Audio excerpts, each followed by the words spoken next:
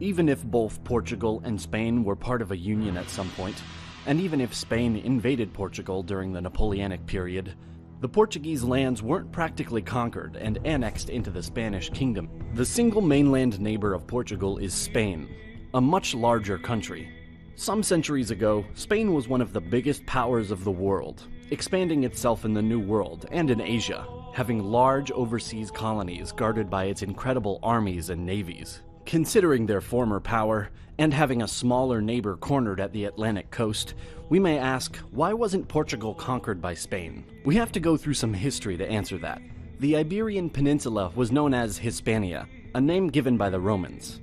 However, after the fall of the Western Roman Empire, the territory was lost to the tribe of Visigoths, which ended up ruling the whole peninsula, but this was temporary.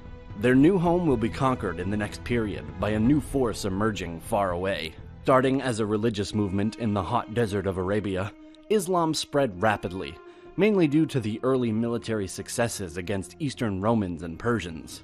Arab dynasties expanded more and more at a huge rate, reaching the shores of the Atlantic Ocean at the end of the 7th century. In these empires, the religion was embraced by more and more people and became dominant in the caliphates. It is believed that Hispania was one of the former Roman provinces, where the Latin language and culture grew deep roots, and on April 30th, 711, Muslim general Tariq ibn Ziyad landed in Gibraltar. By the end of his campaign, most of the peninsula was brought under Islamic rule. Islam had been present in Hispania since the Umayyad conquest in the 8th century. As in other places of the Caliphate, many others embraced Islam. Many Muslims lived in the Iberian Peninsula called Al-Andalus. They were Arabs, Berbers or local people who accepted the religion. Even if the Umayyad dynasty collapsed, parts of the peninsula were held by Muslim dynasties in the next centuries, and the Muslim majority existed more in the Spanish part than in the Portuguese part of land. Being the first nation on the Iberian Peninsula, Portugal emerged earlier than Spain, and it formed as a kingdom in the year of 1128. This happened after winning an important battle, in an effort led by Afonso Henriques, who proclaimed himself King of Portugal in the first half of the 12th century. This was part of Reconquista. He was recognized in 1143 by the King of Leon, Alfonso VII, and in 1179 by the Pope himself.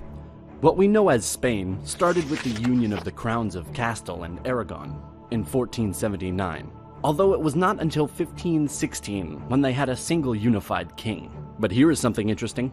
In the War of Castilian Succession, Portugal supported Joanna, wife of King Alfonso V of Portugal, and Aragon supported Isabel, wife of Ferdinand, the future king of Ferdinand II of Aragon. We may consider this was a key point in history, because Isabella was recognized as Queen of Castile.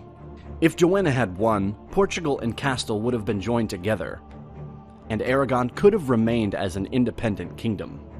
Until then, the word Hispania was only a geographic location, referring exclusively to the Iberian Peninsula.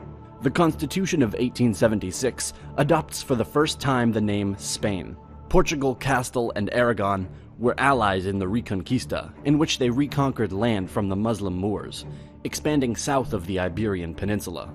Portugal's reconquest was fully achieved by 1249, while Castile finished its reconquest in 1492. Following the first Spanish voyage of Christopher Columbus to the Caribbean in 1492, both states began acquiring territory in the New World. As a result of the 1494 Treaty of Tordesillas, Portugal acquired its most potentially important colony, Brazil.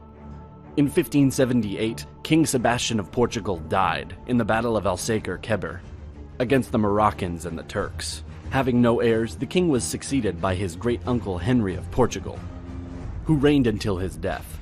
Henry also had no heirs, and his death triggered a great succession crisis, where the main claimants to the Portuguese throne were Philip II of Spain and Anthony, Prior of Credo. After the Spanish victory in the War of Portuguese Succession, Philip of Spain was crowned king in 1581, beginning a personal union between the two nations known as the Iberian Union, generating a decline of the Portuguese Empire during the period of union. The Iberian Union lasted for almost 60 years, until 1640, when the Portuguese Restoration War was initiated against Spain, and Portugal re-established the Portuguese dynasty under the Braganza. During the wars of the 18th century, which were often fought by the major powers to maintain the European balance of power, even if Spain and Portugal usually found themselves on opposite sides, the Portuguese, courtesy of their long-standing alliance, aligned themselves with Great Britain, while Spain, throughout the Bourbon family compact, allied themselves to France. In 1762, during the 7 Years' War, Spain launched an unsuccessful invasion of Portugal. In 1777, there was a conflict between the two states over the borders of their possessions in South America. The War of the Oranges happened in 1801, in which Spanish forces, influenced by France, attacked and invaded Portugal. It was a precursor to the Peninsular Wars, resulting in the Treaty of Badajoz, the loss of Portuguese territory, in particular Olivenza, as well as ultimately setting the stage for the complete invasion of the Iberian Peninsula by Spanish and French forces. In 1807, the King of Spain and his French allies invaded successfully Portugal. However, the French decided to take over both countries, overthrowing the King of Spain and forcing the Portuguese royal family to escape under the Portuguese colony of Brazil. Spain and Portugal subsequently became allies for the first time in centuries, and allied with the British Army, they managed to get rid of the French by 1813, after a long conflict known as the Peninsular War. France did a great damage to Spanish and Portuguese economies, but it wasn't just about that. Their reputation was altered too. Both lost their American colonies shortly after the end of the Peninsular War, which severely weakened their global power.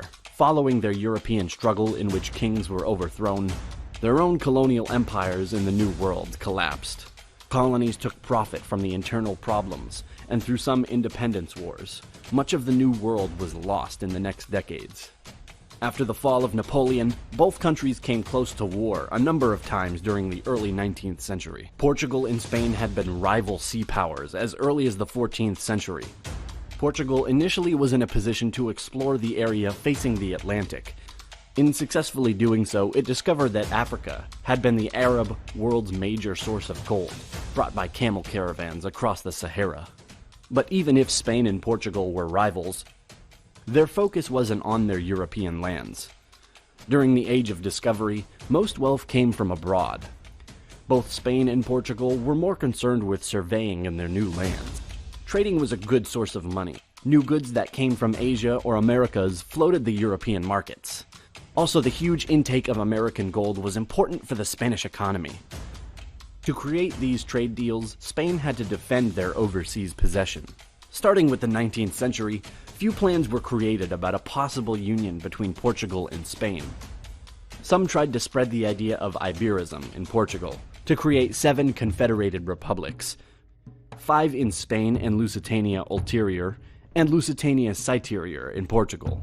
Both First and Second Spanish republics had plans to invade Portugal, or to create the idea of an Iberian Republic, or an Iberian Union. Even the First Spanish Republic designed a federal constitution to include Portugal.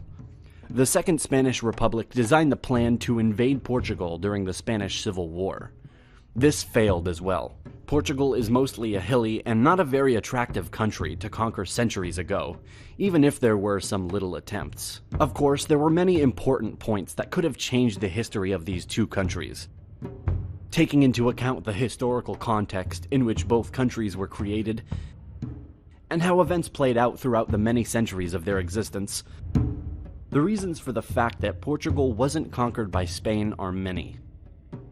The lack of a large interest for this land, the focus on the colonies, the diplomacy of Portugal at some points, the decisions that affected the Iberian Union, or the previous union of Castile and Aragon.